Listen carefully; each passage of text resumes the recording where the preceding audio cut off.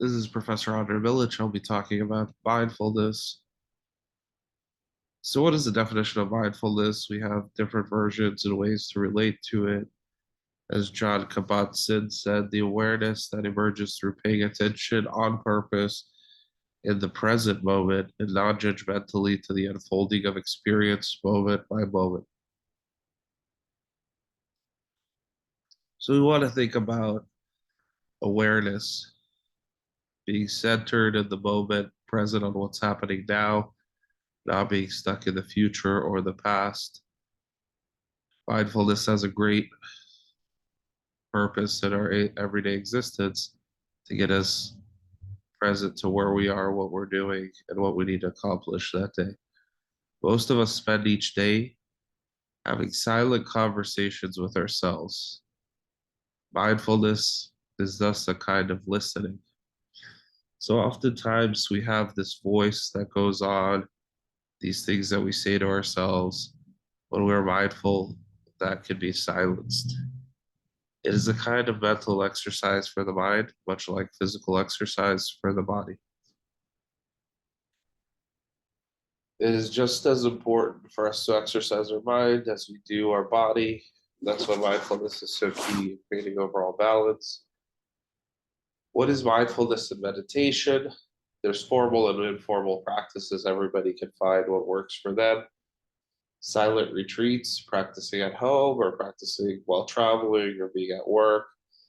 There's a tradition that many professionals enjoy known as transcendental meditation. There's also Vipassana, which goes back to a Buddhist tradition, which means to see things as they really are. It's one of India's most ancient techniques of meditation. Vipassana is a way of self transformation through self observation. When practiced routinely, life becomes characterized by increased awareness, non delusion, self control, and peace.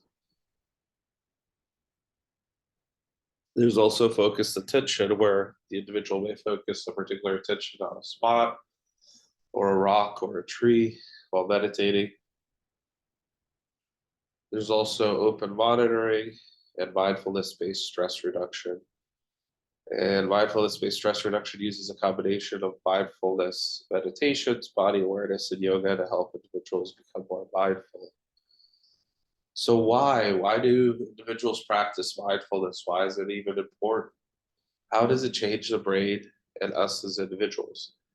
So, some of the benefits relating to neuroscience findings is that research has found that meditators appear to lose less gray matter in the brain, and that meditating reduced the cognitive decline associated with normal aging. So, usually we see that individuals over time, it's normal to see that they have a cognitive decline, that their brain function decreases, that they have more challenges with senility, or that they may have dementia or just memory loss. But we see that those that meditate tend to do better and not having these challenges. There's also the sense of more clarification or folding of the cortex, which is associated with faster mental processing. So individuals are much sharper and quicker when they meditate. There's an increased thickness in the prefrontal cortex and right anterior insula of the brain, which are areas of the brain associated with attention and awareness of sensations and emotions and oneself and others.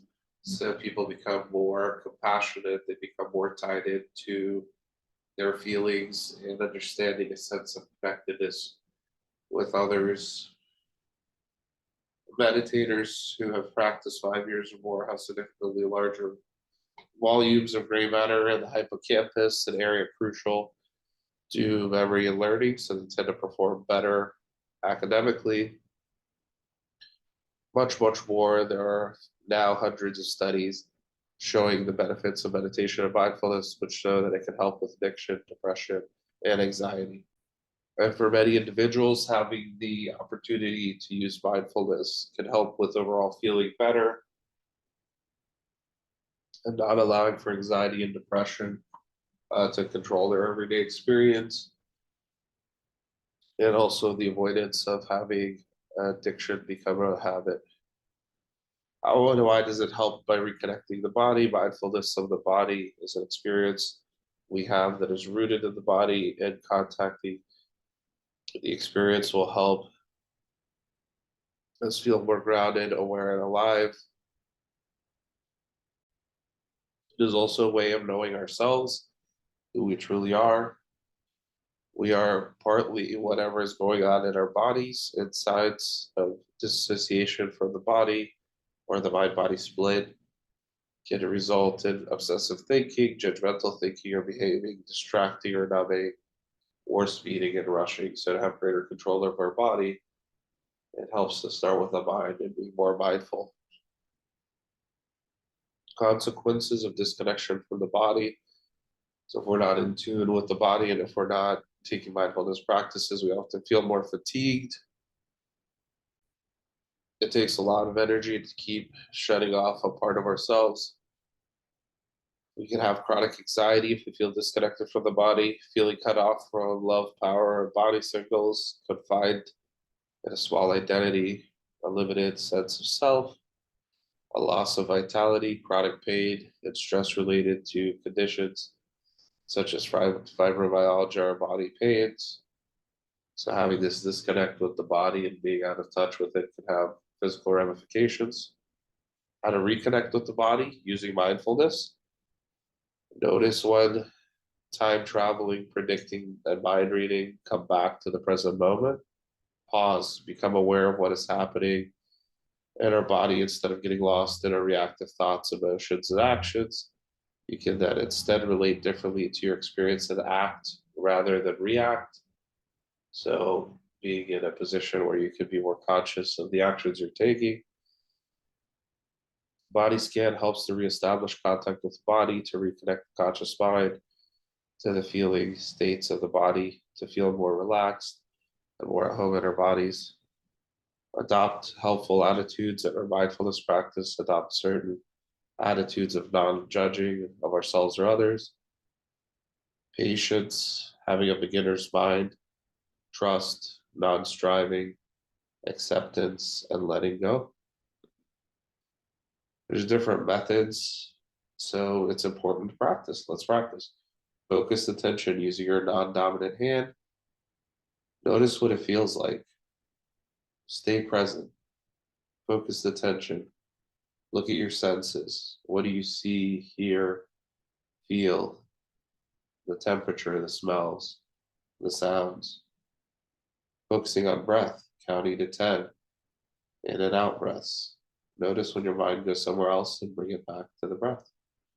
And then open monitoring the senses and doing a body scan of all the different parts of the body and how they're feeling.